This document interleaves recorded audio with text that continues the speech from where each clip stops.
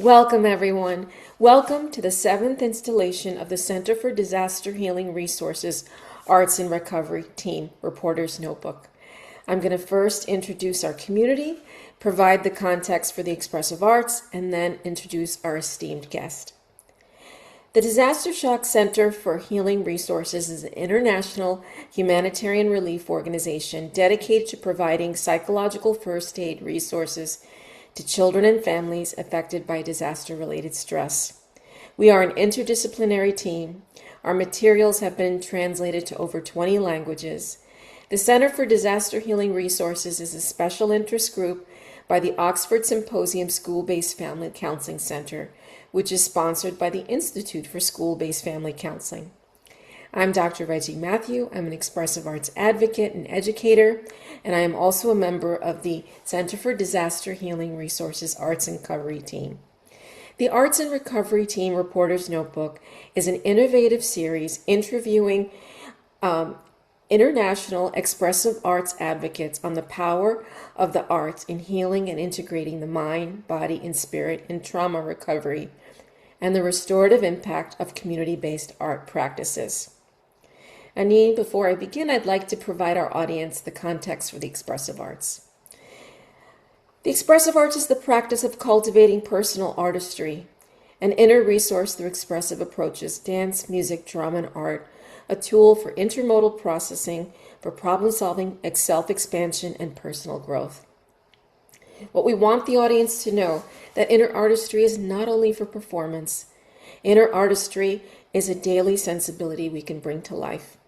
Intermodal processing, the capacity to move between imagery, story, movement, music, is a whole brain approach offering us to engage with all parts of ourselves, taking a multi-sensory look which can support our inner journey in metabolizing the complexity of our lives, reimagining new possibilities, and open pathways and doorways to hope. I am honored to welcome and introduce our esteemed guest today, Anine Utagard, a licensed and marriage family therapist and registered expressive arts therapist. She works with individuals and groups of all ages and cultures. She was the founding ECC for the International Expressive Arts Therapy Association, which was formed in 1993, and was one of the organizers for its first conference in San Francisco in 1994.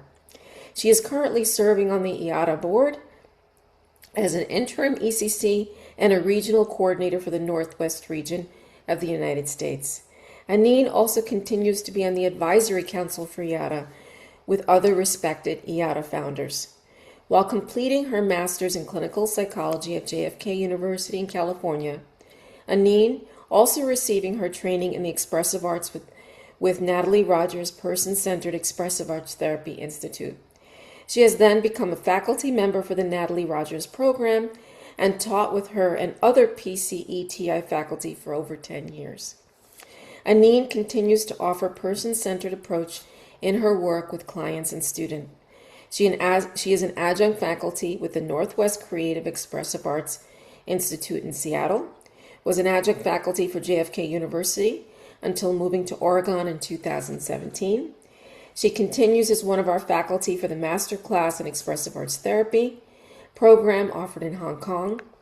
She has taught, supervised, and presented her work nationally and internationally since 1992, offering programs in Hong Kong, Japan, Taiwan, Canada, and Brazil. Anine studied fine arts at the University of Idaho, has worked as a costume designer, acted in theatrical productions, is a songwriter. She has performed professionally with folk bands, rock and roll groups, at local coffee houses while in college. From her own personal growth experiences using creativity, she deeply understands the power of the arts and now combines expressive arts, creativity with psychology in her practice. She understands on a deep level the power of the arts and the transformative power that can heal our world. Welcome, Anine. It is such an honor to have you here today. Thank you. Thank you so much, Reggie. And it is truly an honor to be here as part of your amazing program. I feel very honored to be here today. Yeah.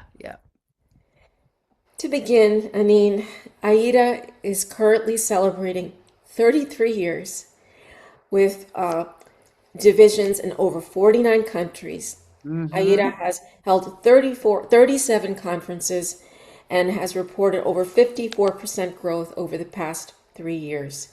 If you can imagine our audience members for a moment, members who may have never considered the arts as more than talent or entertainment, what would you want them to know about the expressive arts? Mm. First of all, I would want them to know that every person watching this is capable of expressing on a very deep level how they're feeling, their sense of being, their sense of purpose through the arts. You don't have to be an artist. You don't have to be a professional singer. You don't have to be a professional musician. You can use those because they are the most ancient language that's accessible to all of us, every single one of us. And the expressive arts is a way of like just grabbing for those pieces that we're most drawn to, whether it's drumming or moving or drama, playing a role of someone we want to be. Yeah, it's just an amazing, magical way available to all of us, to push through difficulties, to connect with each other, to transform. What's unique about the expressive arts and what characterizes our work is that AIDA and expressive arts emphasizes intermodality, the Mm. idea of following a creative thread through one or more art forms. Can you explain this concept and how does this distinguish from other invaluable creative arts therapies? For example, dance movement therapy or music therapy. How would you distinguish the expressive arts conceptualization? Mm, mm. Yeah, and first of all, I do want to say that art therapy, music therapy, drama therapy, movement therapy, those are all equally important. This is just another way that we have combined the arts. Um, and practitioners have learned how to combine that. So basically what it is that when, let's say someone's coming in dealing with grief, yeah, it is important to hear their words and understand that, but we can also invite them. It's another way to move that pain that they're feeling in their body onto paper, for instance. So inviting them to, draw that feeling. And again, it doesn't have to be beautiful.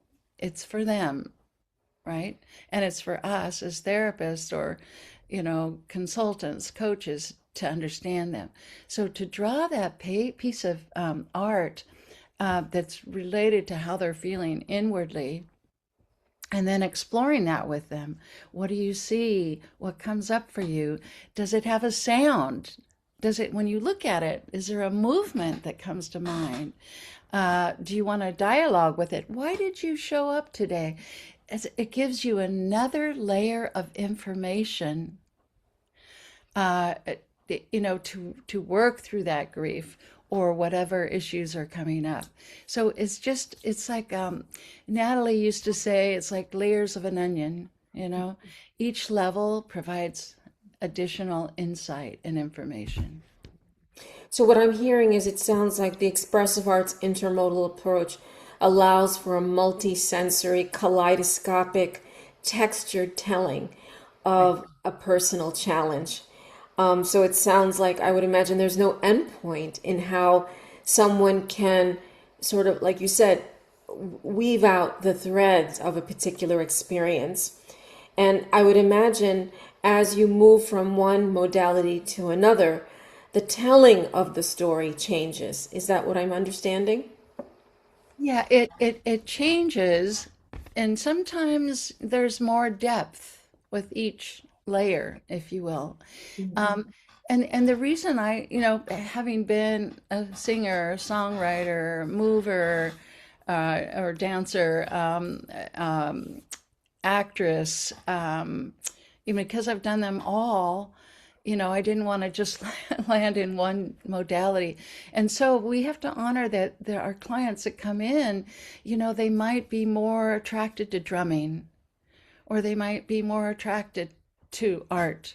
But that's a starting point. And so to move from that, say, okay, let's look at this, so we'll explore it. And then, yeah, for them to get, then let's say they do a movement, and sometimes I'll mirror that back so they can see it. They get, ah, wow, okay, I hadn't thought about that. And then just, write or dialogue, or, yeah, there's more information at each level. Mhm. The one term I've heard with expressive arts educators and theorists saying is that each form allows for a transmutation of the experience. It's not just a transformation. The quality and the texture of the pain changes in some way as it's seen in a song or a lyric or in a movement. Have you observed that in your clinical work? Yes, I have. I have. It's again going back to the that ancient, language that we have.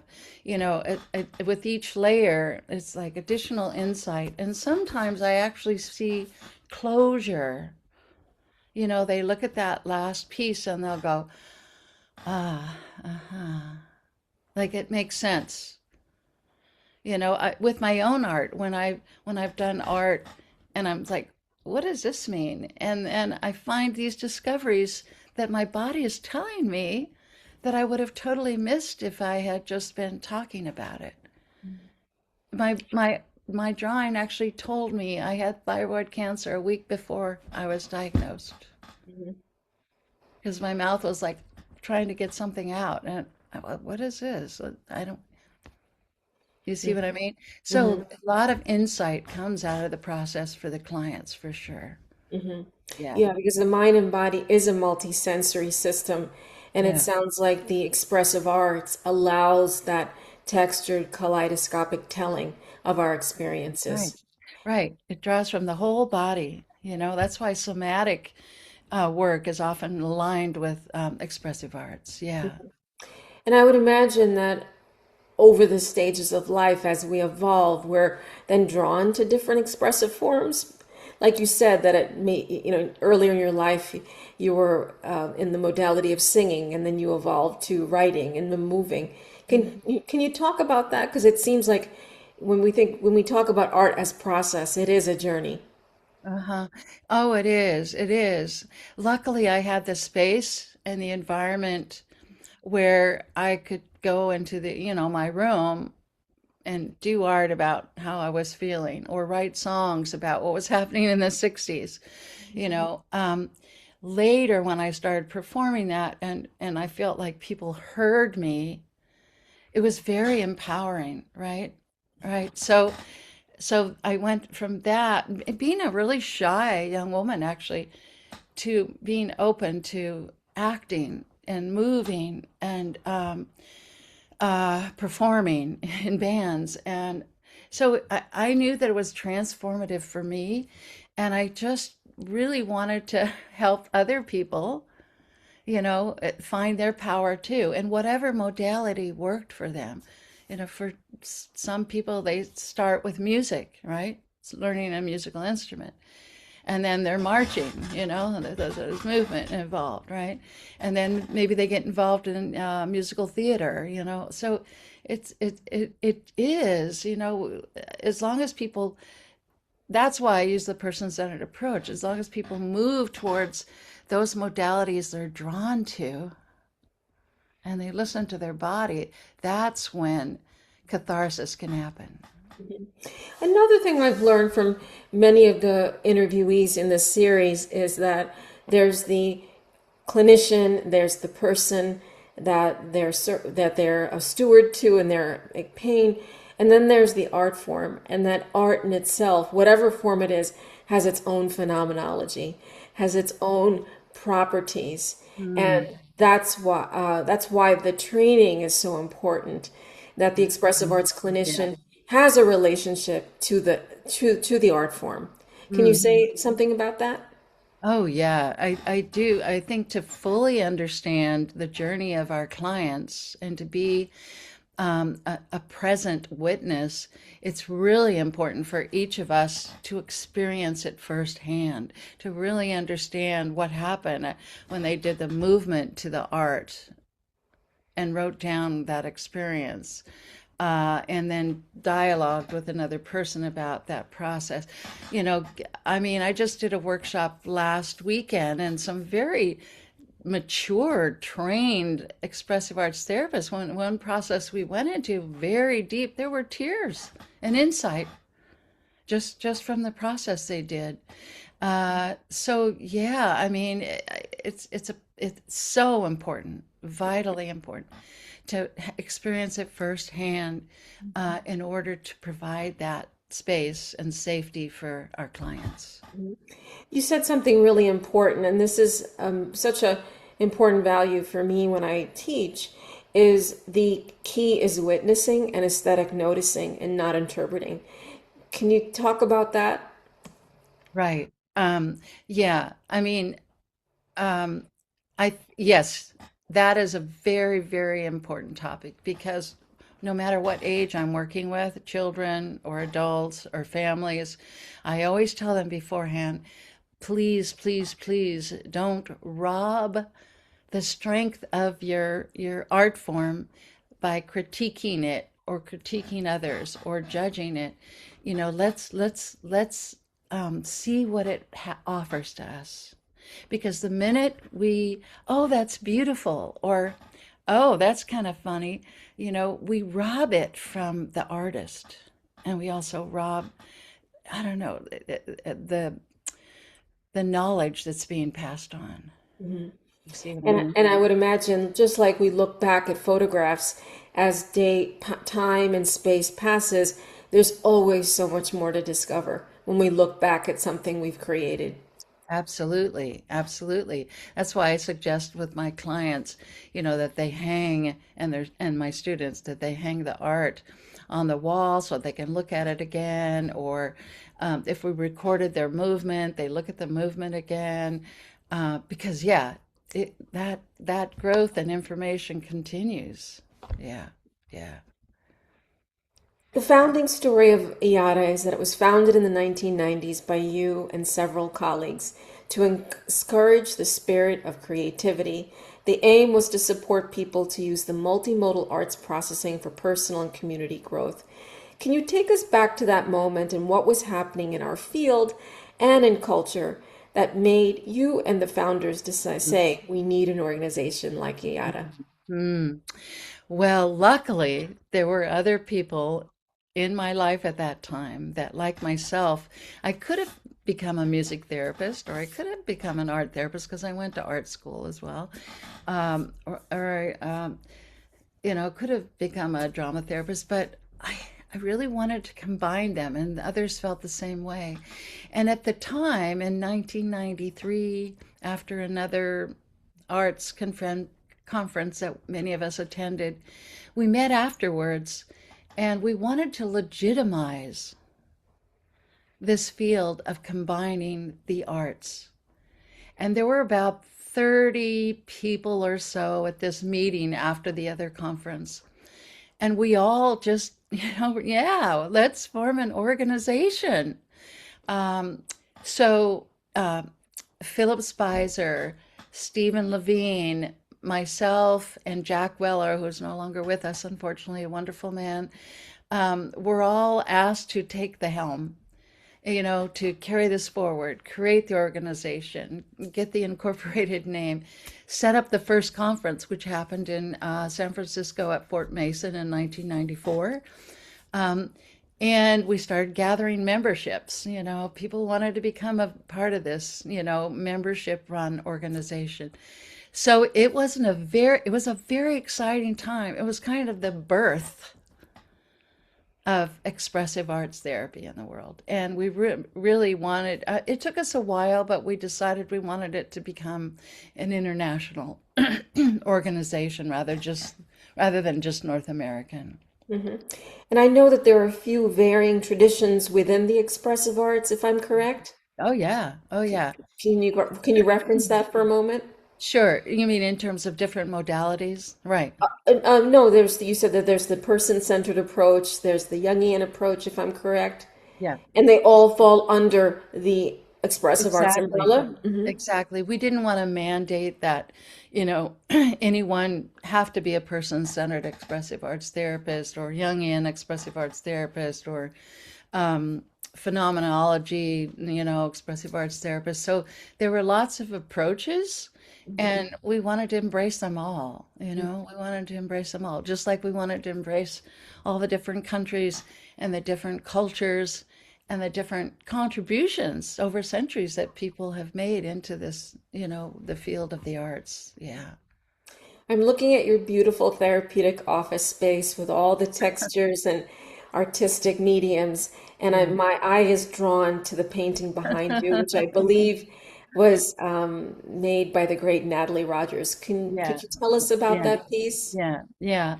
I love this piece. And, I think Natalie was one of those people that was clapping on the sideline. She was actually our first shining star, if I remember right, Mhm. in Toronto conference.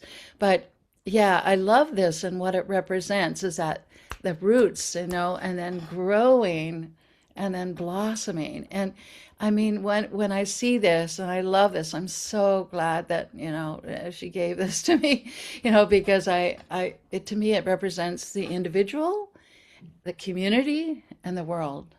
Like, Mhm. how can we help each other grow to become our optimum selves? Well, I feel that she's here with us right I now as we she is. reference her, remember her, and also talk about this beautiful work. I did watch that Shining Star Award speech when Natalie was the first recipient.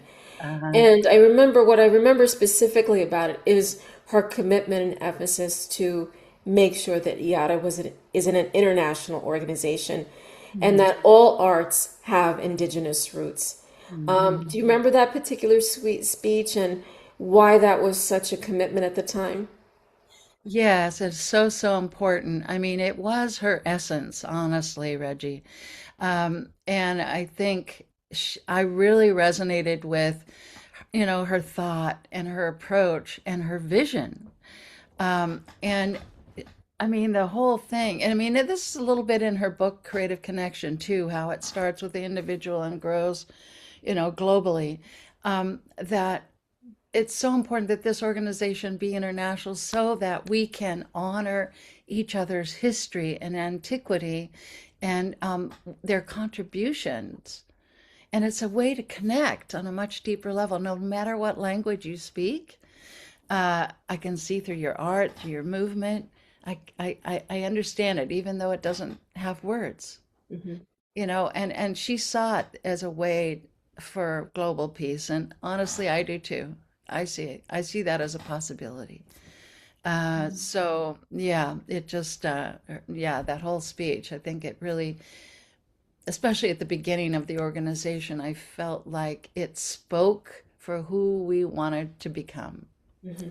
Yeah, yeah, Now, the both of us are meeting for this interview in the Western Hemisphere, yeah. and IATA is an international organization, and it describes exploring and fostering the expressive arts and the development of the expressive arts, honoring diverse cultures. How do you see the expressive arts contributing to decolonizing healing practices and uplifting local indigenous forms of creativity? Yeah, I mean, I do feel, like I said, you said earlier, we have members from 49 different countries. And my hope, and I'm sure it would be Natalie's too, is that in some of these countries where people feel oppressed, or they feel like they don't have a voice or power to deal with what's going on, is that the arts actually provides a way for them to speak out. And I can give you an example. When I went down to Peru in our conference down there, I went to this wonderful workshop where women had done these wall hangings that spoke about the tragedies going on in their country. They couldn't say it out loud, but symbolically, Mhm. they could put it in their art form. support each other, to build that, I don't know, circle of support with those who were impacted by what was going on in Peru at the time. And I just thought, wow, so that's one way. That's one way, you know. Or I'm thinking of people who work with refugees, right? Melinda Meyer in Norway, who works with refugees who've left because of war and tragedy in their country. So even if they have to leave their country, there's still a way to help them heal from that trauma, Mhm. to build that circle with others going through the same thing. So they're not alone. They don't feel isolated. That's the important thing, that they don't feel isolated. Yeah. So I know that that commitment to respecting the indigenous roots of art practices, allowing different art cultural practices to be taught by the practitioner from that country in the monthly forums is a really important commitment. And Yeah. also that you try to have conferences throughout the world and not only in the Western Right. Hemisphere. And I believe your next conference is coming up. Can you say a little bit about that? Oh, yes. I'm very, very excited about this. So, our next conference in 2027 is scheduled for June in Kenya. So, it is in Nairobi, Kenya, and it's very, very exciting. I mean, yeah, I know that there's a great circle of people that have been involved with IATA for a while, but are also linked to that country and what's going on, working with youth, working with children. So we're going to go and learn from them. Learn how have you used this and really support them, with a little money support as well as listening and learning from them, learning from each other. I think that's the key right there. Mhm. Learning from each other and not imposing our views, and history onto another culture or country, because both have a wealth of information and learning. Yeah, that's so important because so much of arts education is taught in the Western canon, and Yeah, there's just yeah. so much to learn and so much cultural humility that we need to be able to understand the rich cultural traditions around the world. Yeah, exactly. Yeah. It's so, so important as we say this, I'm looking at this piece. My daughter and her husband traveled all over the world. Um, and every time they go to another country, they send me back another piece, art piece from that country, and talk a little bit about what it represents. And I just feel so lucky to have these little reminders around me everywhere, because yeah, there's wisdom there. There's, yeah, human experience and understanding on a deep, deep level. Yeah. So you were there in the beginning, 33 years ago when AIDA was formed. Yeah. Yeah. And 33 years later, the offerings of AIDA are broad and robust. So I want to go to some of the offerings. You have a global network, you have regional networks. There are two professional certifications, both the REET, the Registered Expressive Therapist, but also the Registered Expressive Educator. There's monthly forums, there are community gatherings. There are arts practices led by people from the particular culture in different time zones. And so, how has AIDA met your vision or the vision when you first look back 33 years ago? Well, I feel like it definitely has legitimized this profession. And I think many people seek to become a registered expressive arts therapist or registered expressive arts consultant and educator, because they believe in what many of the founders believed, that this is a way to heal our communities and work with our clients individually, whether it's coaching or counseling. And so that's really, I know there were a lot of people in the beginning who really wanted professional registration again to legitimize what they were doing, right? and to see. And also, our standards are pretty high, I'll be honest with you.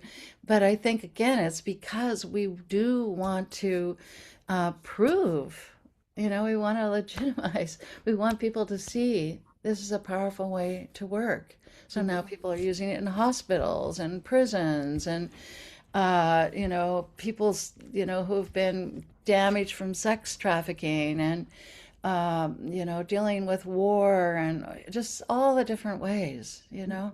Yeah, yeah. So I feel good about how it's grown, and how it's been held and then offered in unique ways depending on the country or community that's presenting it. Yeah. So, I mean, now I'd like to take a moment and offer the audience an expressive arts experiential.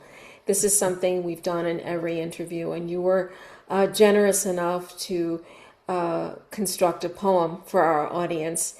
And what I'd like to do is take a moment and bear witness together to this poem, a reflective poem about the IETA community and your vision and hope for the community.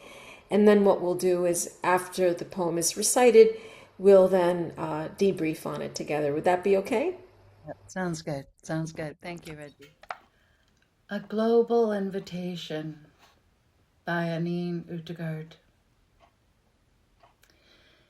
With the echoes of drum beats in the background, an imagined circle of which we are all part of emerged, and the birth of a community was announced. With the roars of excitement and joy, the community sang, painted, and danced on its sacred day of arrival. Its song spread across the globe, beckoning others who understood its mission and invitation. The call to connect, to support, to heal, and to transform, not with knives and scalpels, but with music and drama and movement and art.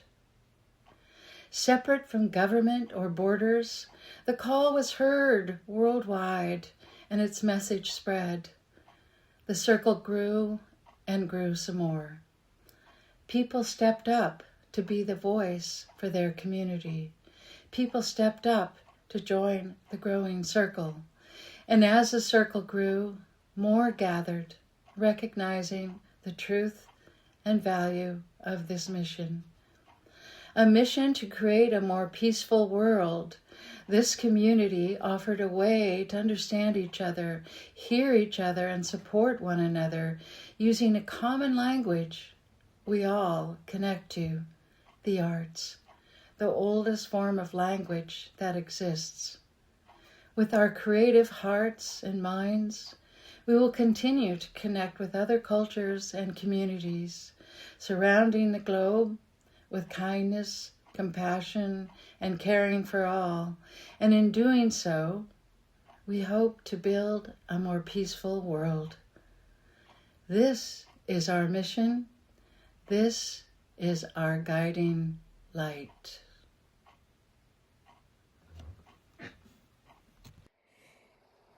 Thank you, Anine. Thank you so much for that beautiful offering.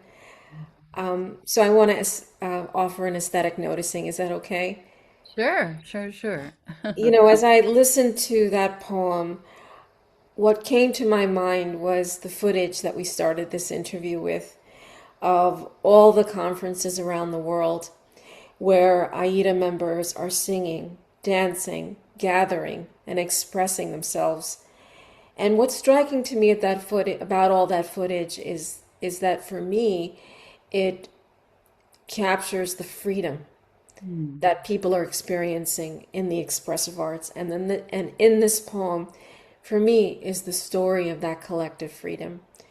Could you say something about what your journey of constructing this poem, what was going through your mind, and hearing it again together today? Thank you. Yeah. The poem came fairly quickly in one setting. But first in my mind, I kind of reviewed the beginning and where we're at and what in and watching it grow. And I just, I wanted to try to represent those who are involved with IATA and their intention, their vision, why they're passionate about this work. So it was a big responsibility. It felt like that. Anyway, I wanted to be fair in my representation. Um, but what came to mind at one point was at the first conference. I remember, the people, everyone there at the conference. There was probably around 200 people. Dancing together, uninhibited, singing, to the music, and people there creating the music. So people were creating the music, people were moving to the music, some people were doing art. And what if it reminded me of a child who's a little less inhibited, who feels free to express themselves because they're not worried about judgment or critique, but free to be who they are. And I would love that for everyone in the world to feel that, like, I'm exactly who I need to be, and I'm going to celebrate who I am. Do you see what I mean? Mhm. And I actually, our social action group, I think they're working on that with children, helping them really embrace who they are, whatever, wherever they're from, yeah, it's just it's such an important healing, So when this poem, I just felt like, again, I was trying to capture that passion, that love of you and I and many others, what we feel when we think about the arts and how powerful it can be. Well, thank you. It was a beautiful offering. Yeah, thank you. Thank you.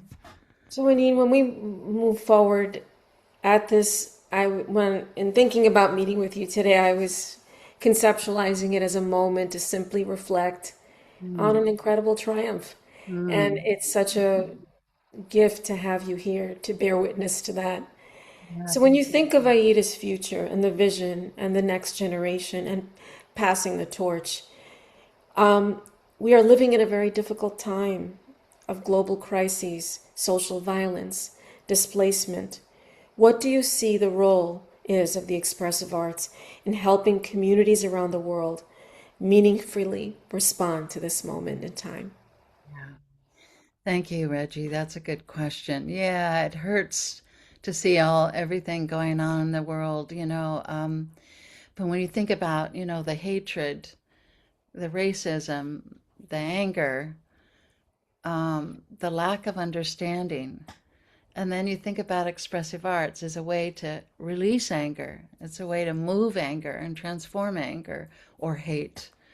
Um, it's a way for us to open up and understand each other, even from very different backgrounds and cultures and beliefs, through the arts, to understand one another. Um, for communication, global communication, the arts, right? So I do see that addressing some of the issues. And I will say, I have a number of clients that are a younger generation, and they give me so much hope, Reggie. And hopefully, some of them will, as we bring younger people into this organization, their focus on the environment and ecology is very clear. And I love that. I love that. It's so important. And also for communication, right? They see that. They see those two and how important that is if we're going to survive, right? And I saw an interesting Japanese piece yesterday and where they were talking about in Japan.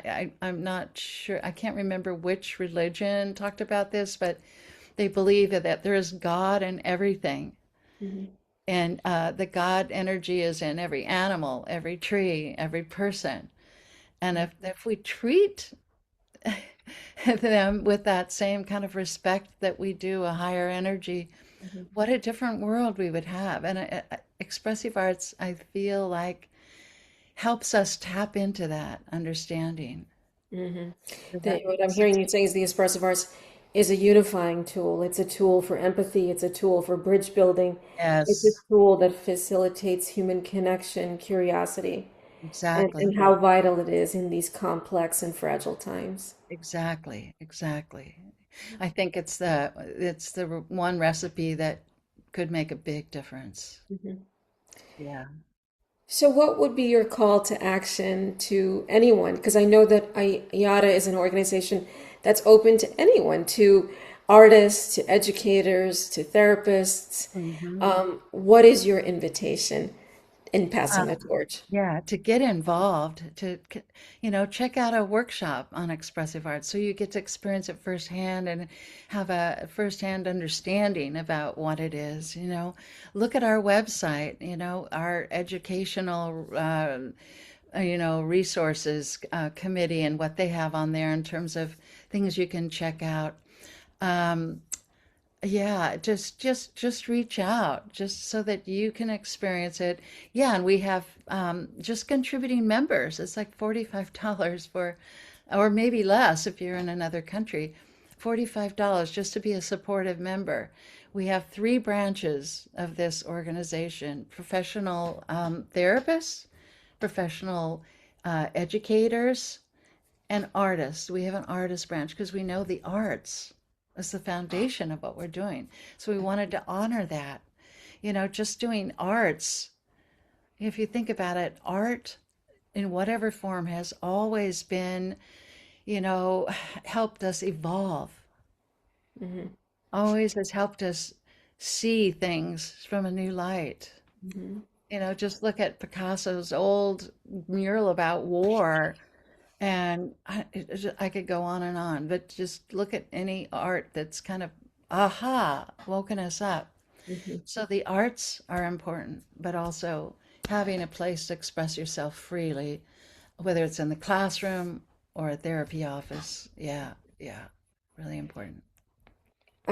I mean, it's an incredible triumph to have seen the beginning of a vision and see it through for 33 years. If you were to project to the next 33 years, what would be your vision? Oh, wow. Oh, I mean, I'm so excited now. I think I told you at one point that this is the thing I'm most proud of in my lifetime. Uh, and I owe Natalie a lot of credit for that too. But so I feel like I do this work, through her in some way or vice versa. But it would be wonderful to see, just like every village has their own little doctor, Hmm. that every village has their own expressive arts therapist Hmm. or expressive artists. They don't even have to be a therapist, but an expressive artist, to be there to help, communities heal, to help individuals heal, knowing that just like medicine, regular ancient medicine, uh, it can also be a tool for change and transformation. I would love to see that happen and grow and continue to grow. And also really involved in the environmental concerns going on too, which it is. I'm seeing more and more.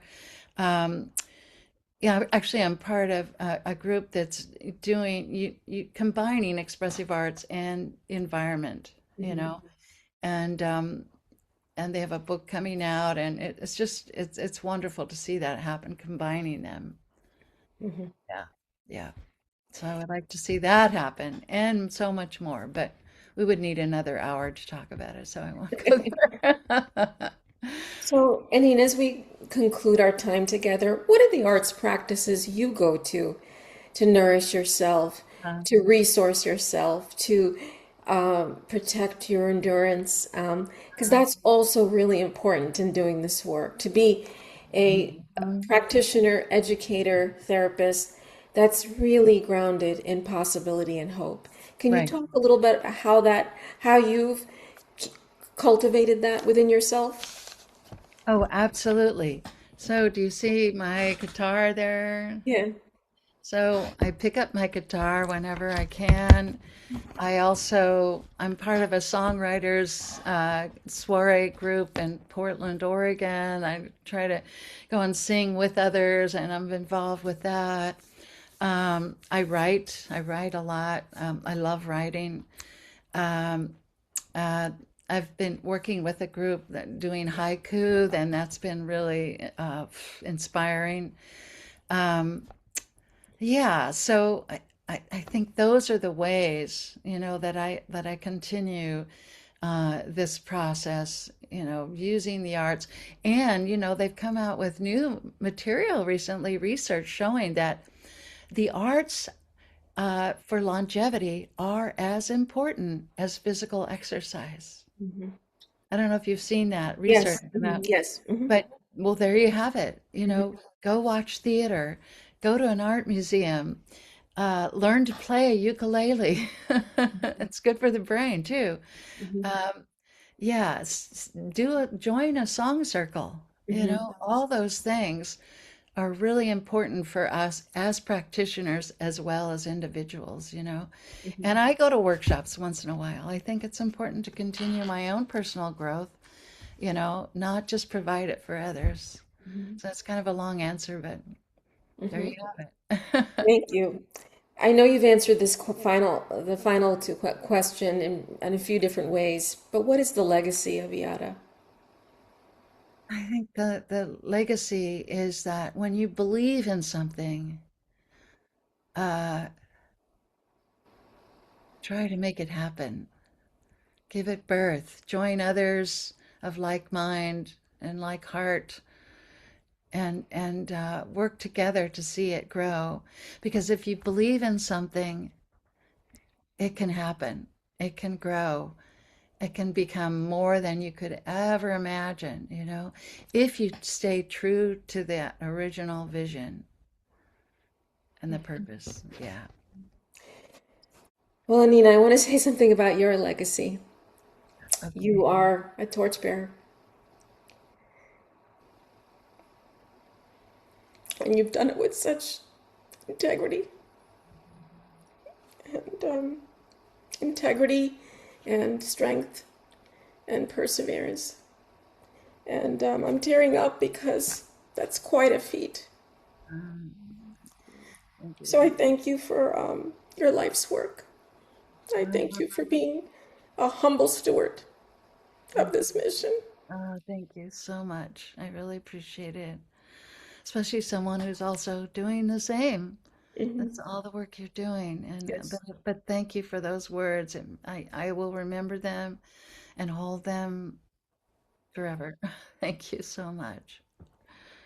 Well, Anine, if anyone in the audience wants to join us, they can simply go to the website and learn more. We're also going to link to many resources under this um, uh, interview that any new member can learn more about our work. Mm. I thank you for your life's work, and I wish you a limitless palette of nourishment, joy, and hope in your travels. Thank you so much, Anine.